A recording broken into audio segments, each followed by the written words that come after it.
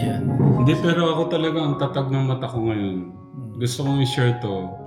Yung vision ko, yung linaw ng paningin ko. Sobrang bright. Ang siya talaga. Tapos, nanood na ako ha. Nagbasa na ako ng ano dahil kailangan magbasa.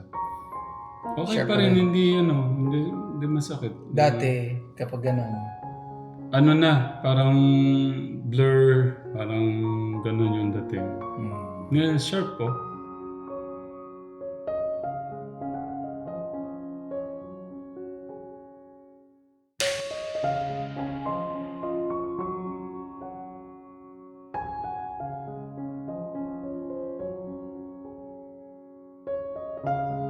Lowat po kasi ako katekram, bali pang 2 days na to.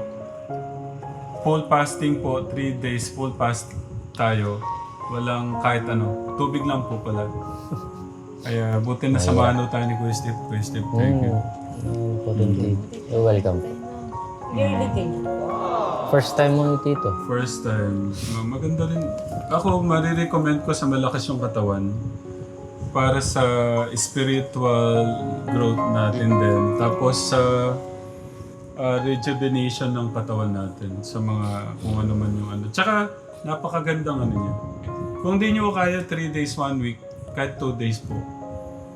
At least may ano po. Sabi nga po ni Tito Jun, kung meron daw man pong cancer cells sa katawan natin, ito, napakagandang balita nito ha. Kasi ang kalusugan natin ay yaman na rin natin. Sabi nga, health is wealth. So yung, kung meron man daw pong nagbi-build up na cancer cells sa katawan natin, try mong gutumin yung sarili mo 3 days to 5 days, mamamatay daw po yung cancer cells. Kaya sabi nga nito, tinawagan ko nga si Tito Jun, sabi ko, Tito Jun, pwede bang hanggang ngayon na lang para kasi parang di ko nakakayanin. Lagi mong isipin, kaya mo ginagawa yan para sa kalusugan mo, sabi niya. Tsaka, ano na rin, ano bang gusto mo, ngayon may lakas ka, parang gugutumin mo lang yung sarili mo para sa kakabuti ng kalusugan mo, o yung pagka may sakit ka na, doon mo itatry. Parang ganun ka-Telegram. So yun lang, sinare ko lang din po yung ka-Telegram.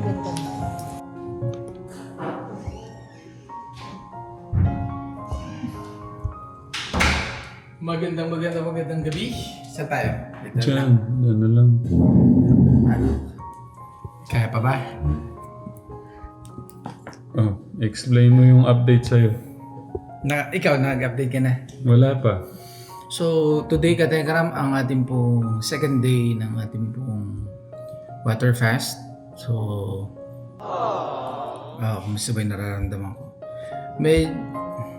Sa second day, usually, nafe-feel ko yung parang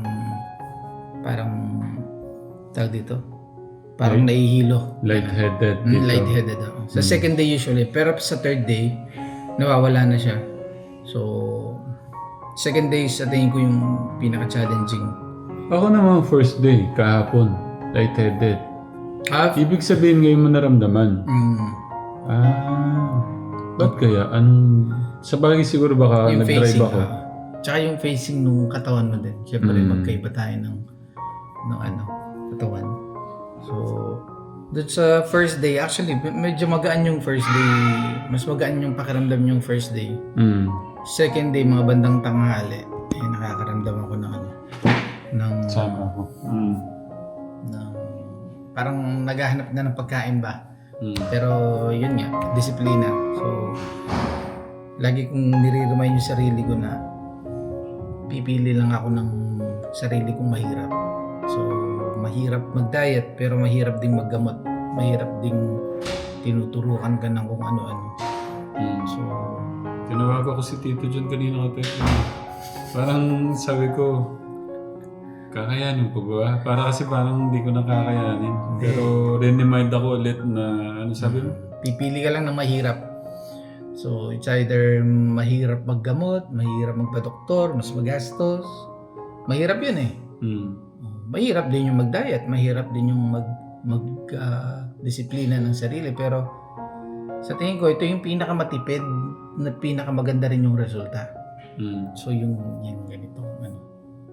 So yung sa akin naman, sa'yo, ngayon mo nararamdaman yung parang lightheaded ka dito. Tsaka lata. Yun nga, yung pakiramdam ko, kaya kita tinawagan, baka pwede na nating tapusin ngayon. Hindi, wag, sayang. Kumbaga sa karera, malapit na tayo sa Malapit finish na. line, sayang yung effort. Tapos napansin ko, gusto ko lang i-share to, napansin ko yung vision ko, malinaw, kahit gabi na. Totoo, yan pa ang effect niyan. Kasi nadidispose lahat ng mga pangit sa katawan Hindi natin. siya blurred, do. Kaya sabi ko, pag-uwi ko namin sa mission ni Kuya Steve, kahit madilim na, sabi ko, iba yung ano ko. Di ba? Iba yung vision ko, sabi ko. Pero mahina yung ano ko. Parang... Tiisin mo lang yan. Oh. Isipin mo, wala kang ininom na gamot, wala kang binayaran na doktor, pero gumanda paningin mo. O yung iba para magkaroon ng magandang paningin kung ano-ano iniinom na gamot. Fasting lang pala. Nararamdaman ko yung gutom dito. Sabay mo lang ng tubig. Ayun lang. Panay-panay, okay lang. Panay-panay. Walang problema yan. Tubig, black coffee. Black coffee ba? Iniisip ko kasi baka magka-tonsil ako. Basta black, walang sugar creamer. Black lang. Para gusto mong makatikim ng medyo ano. Okay. Bukas, anong oras ako pwedeng kumain bukas para? Wala. Makalawa pa. Makalawa pa. Pang Akala second ko day. Second day pa lang ngayon. Ay, ganon. Bukas pa, ano mo na yan. Idiretso mo na yan. Tikita mo pati yung gutom mo hindi mo mararamdaman na. Sa third day. Ganon. Oo. Kasi actually, nagpa-fat burn ka na yan. I-push mo ba ng third day? Ganon. Kala ko makakakain na ako bukas ng hapon. Tiisin mo lang. Isipin mo yan yung mahirap na pinipili mo. Ang kapalit naman yan, napakaganda. Isipin mo yung katawan mo, ngayon lang nagpahinga simula nung pinanganak ka. Diba? I mean, nag-fasting ka na ba before? Hindi. Ganyan katagal. Ibig sabihin, non-stop silang nagwo-work ng proseso ng pagkain. Di ba? Yung ginawa ko, yung last year sa puso, pero morning lang. Hindi ako kumakain ng morning. Pero ito, full fast talaga eh. Water fast. Mm. Sobrang. Tsaka kahit saan mo i-search, sa YouTube, sa Google, 72 hours fasting, water fast. 72. Eh baka mahilo na ako sa mission bukas. Hindi, mas mawawala yung hilo mo bukas. Tingnan mo man. Magtiwala ka lang kasi matagal nang ginagawa yan. Actually, kahit nga 4 day, 5 days. Nag-aalala si Ate Jack mo, tsaka si Inda, sabi, nagmi-mission ka tapos di ka kumakain. Basta hindi ka naman yung parang nagbubuhat ng mabibigat. Drive lang, drive. Drive, okay lang yun. Okay, sige. So, ibig sabihin, makalawa pa pala pwede tayong kumain. Makalawa pa. Isipin mo, matagal pa, isipin mo mga 3 days pa, 5 days. Huwag mong isipin na makalawa, isipin mo na mas matagal para hindi ka masyadong mainip. Tsaka lagi mong isipin, kailangan ko pumili nung mahirap. Anong mahirap ba yung gusto ko? Yung maggagamot ako, dadalhin ako sa ospital. Hindi ko alam kung kakayanin ng mga titas natin to, titos, ates and kuyas. Doon sa napanood ko, ang mga hindi lang pwedeng magganyan, diba yung mga buntis, o kaya yung gustong mabuntis. Siyempre, bawal. Ito kaya nag-medication. Maintenance. Maintenance. Pero sa ating normal for prevention na rin. Tsaka bilis bumaba ng timbang ko agad. Parang nasa 80 to 81 na lang from 84. Kaya... Kagabi, nung natutulog ako, parang lumulutang yung utak ko eh. Ngayon kaya, tingnan ko ang... Tubig. Basta pag ganun parang shot ka ng tubig. Papanik ko na lang to. Ako may turmeric akong iniinom. Turmeric, turmeric, malunggay. Mabigyan mo ako kahit isang baso mamaya. Meron pa. Hindi nakagawa si Ate Jack mo ng Sige, bigyan malunggay kita. na may luya. Yun lang, para hindi masyadong Kategram, iyan po ninyo kung wala naman po kayong maintenance. Sa tingin ko, medyo mahirap lang pero kakayanin. Lalo na sasabayan natin ng turmeric na isa sa turmeric. Pwede din garlic pero turmeric kasi o kaya ginger. Ang ganda nga ng vision ko ngayon. Hindi siya... Tsaka yung mga joint mo, gaganda yan. Joints, mga buto. Kasi nag-heal sila niyan. Wala silang pinaprocess na pagkain, wala silang ibang tinatrabaho kundi mag-heal. Yung mga joint ko, kaninang umaga ko naramdaman. Pero ngayon parang medyo, hindi ko alam, bukas. Binigyan po akong turmeric. Hindi Tito Jun. Teka lang, thank you. Gano'n katapang to? Sakto lang. Masarap. Ano yan? Meron pang, nilagyan ko ng pandan yan para pinong katawan mo, tito. Ang tapang! Ba't nung in-state ko parang tapang? Pero masarap. Thank you. Ayun, isabihin mo dito kung anong sangkap nun. Siyempre, turmeric. Nilagyan ko na ng ginger. Yung luyang dilaw. Ay, yung luyang typical na luya. Tapos, Pandan. malunggay. Nilagyan ko rin ng dahon ng guayabano. Maganda yun. Kaya nilagay dito nung sa kuya ba? Basta lahat yan, mga natural, mga natural killer ng mga... Pwede nga yun, parang new tea after kumain. Ako po yung tiyan ko, kaya hindi po ganun kalaki yung tiyan ko. Pagkatapos kong kumain, kape po mainit para madaling matunaw. Pero mas healthy siguro yung luya, pandan, yung daw ng guayabano. Kung ang dahilan ba't lumalaki yung tiyan, ibig sabihin lang yun, sobra-sobra yung calories intake mo. Yun yung mga energy intake mo nilalagay sa katawan, kaya nagiging nako-convert sila sa fats. Sige na, masyado na mga bato. Thank you, Katekram. Stay healthy, Katekram. Si Kuya Steve, nag-ano siya. Bati ka. Kape ho to. Pero dapat Gabi na. mag-fasting ka na rin. Sinabayan mo na kami dapat. Pagka na yung likod ko siguro dito. Malay mo, dyan nga gagaling. Self-healing nga yung katawan mo. Do or ano yun? Go big or go home na lang. Okay, Katekram. Thank you. Pagka masisimulan ko rin nun. Okay.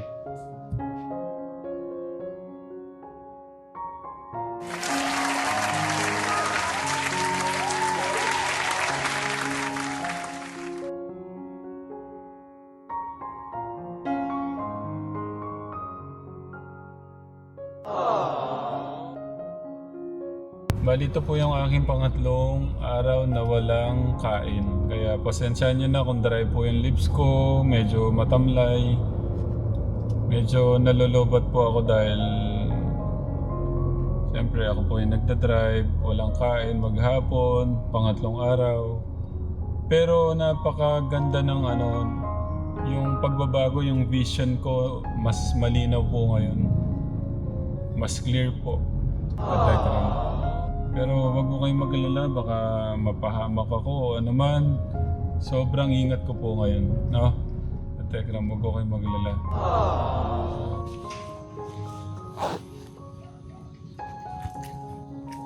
Where's your daddy? Pwede na tayo kumain mamaya, no? Mamaya na ba yung pagkain natin?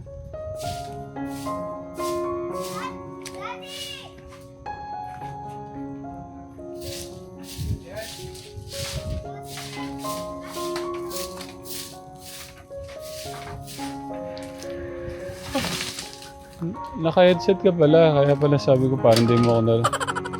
Pwede na tayo kumain mamaya. Bukas pa. Hindi pa pwede mamaya. Bukas morning para sagad. Ay, ganun. Para sulit. Gusto mo na ba kumain? Kahit konti sana. Kamusta ang third day mo? Kagabi, bawal pala pagka bigla kang tumayo para kang matutumba. Kaya pala dapat pala dahan-dahan. Yun yung naramdaman ko. Tapos bawal ka nakaupo ng matagal. Kasi? Kanina para akong matutumba. Yun yung ano ko sa At least akin. na, alam mo yung nakakabisado mo yung katawan mo. Tapos yung vision ko, ganun pa rin, maganda pa rin. Kung ano, tisin mo. Ayun, nagdadrive Ako pa nga ako kanina ha. sumakit yung tuhod ko eh, pero nawala rin. Oo. Feeling ko baka nagre-react. Siyempre, Madilim pala. Pero nagdadrive pa ako ka Tegram. ako so far, ano naman, tamang nagugutom pero tubig lang. Para sana ano natin yung 72 hours. Konti na lang oh. Bukas. Iniisip ko kasi baka hindi ako magising sa sobrang hina ko. Ah, hindi. Hindi. Ano, parang hindi ka na magising. O sa baka, yun nga. Nagagalaw nga ako eh kasi feeling ko kailangan kong gumalaw din. Grabe ng biyahe namin maghapon. Di ba nag-drive kami pa alis dito hanggang pa ano din. Puro drive. Oo, sa mga... Hindi, papunta kila Kuya August. Anong balita? Sabi ni Tatay Bong, puntahan ko, pinuntahan ko.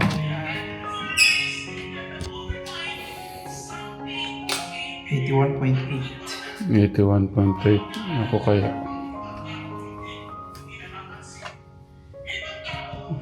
Hawakan mo to. Bakit gano'n eh? Parang 84 pa rin ako. 83.8. Parang 84 eh, no? Bagay, dati ako 95 eh. Wala ka namang hindi ka naman overweight eh. Ang ano ko nga, 75 lang. Ang goal mo. Sana, pero parang hindi ko kaya. Day 3, Katekram. Ito na ang ating pong update. Buhay pa naman tayo. Kasi yung iba natatakot baka daw. Ayun. Hindi, pero ako talaga ang tatag ng mata ko ngayon. Gusto kong i-share to. Yung vision ko, yung linaw ng paningin ko. Sobrang bright. Okay siya talaga. Tapos, nanood na ako ha. Nagbasa na ako ng dahil kailangan magbasa. Okay pa rin, hindi masakit. Dati, kapag gano'n. Ano na, parang blur, parang ganun yung dating. Ngayon, sharp po. Ang galing Tapos, ito lang yung nakakatakot kagabi. Parang gusto ko na talagang kumain kagabi kasi, Nahilo ka. di ba sabi ko sa'yo, tinawagan kita.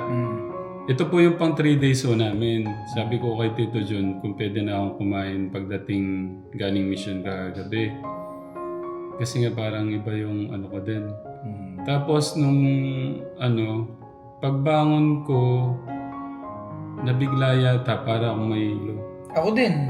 Ganon. Pag umupo ako, pag tumayo. Yung pagka ginawa niyo po yung katekram, wag po niyo susubukan na Alalay lang. dapat alalay lang po. Kung walang pader kanina, baka natumba ako eh. Binigla ako siguro. Pag gano'n, pag ako nahilo ako, bigla ako uling upo. Kasi yung blood circulation medyo tawag dito, nag-a-adjust. Okay. Tapos parang nangalay na to. Kaya tumayo na ako. May kausap po ako kanina katekram sa mission po natin. Walang mga upuan. Kaya nakaano lang. Yung parang nangalay to, bigla akong tumayo. So yun lang yung parang medyo... yun lang. Pero yung gutom, yun nga. Linalabanan ko po yung gutom. Okay naman po. Parang na nga lang yun. Kaya lang sana mamaya hindi ako yung parang yung manghina tapos parang mamatay ka na lang sa hina. Hindi, marami kang reserve. Actually, mga visceral fats. Yung visceral fats, ito yung mga fats na nakadikit sa mga organ. So, yun yung energy na pwedeng kuhain ng katawan natin. Si Ate Jack mo, si Lolo Mio, si Tatang, si Lola Luz, nag-aalala nga sa akin. Sabi ko, mukhang okay naman, kaya ko naman, sabi ko. Medyo... pero mo maano mo naman kung kung kayang-kaya talaga o parang yung bang hilo ba na naramdaman mo? Hindi, okay lang. Yung parang kulang sa Pero pagka nainom ng tubig, nawawala nga eh. Oo. Oh, yun. Tapos, paano bukas? Morning, pwede na kumain? Morning. Morning pa lang. Pero kailangan light, mga light lang. Very light lang. Mga veggies at saka sabaw-sabaw ganun. Okay. Tsaka huwag mong bibiglain kasi sayang yung Konti lang talaga. Kung meron nga, pipino lang, no?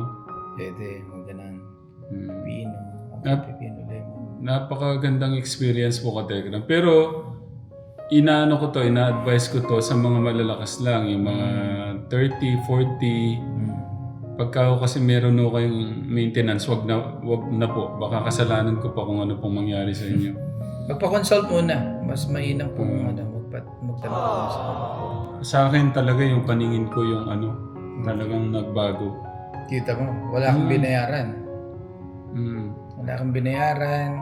Nakatipid ka pa nga kung ano yun mo kasi hindi ka gumastos ng kakainin mo. Pero, kung ba din yung buhay mo, kung Kasi kung puno nga ng yung katawan natin, mga oily fats, gano'n, nakakabilis ho talaga ng buhay yun. Ayun. Ay, nandiyan na sila. Ayun na pala sila. Ayun, kaya Telegram, bukas, po? bukas morning, magbe-break tayo, break ng fast natin. At nandito na sila. Ayun sila Bemben. Nakipag-ano sila birthday. Ayun, ka-Telegram. Ito na yung mga kids. Love you po. Ito yung ganda pa, parang gumanda nga yung kutis ko eh. Love you po with the love of God. God bless po. Bye. God bless. Bye-bye. So, hello.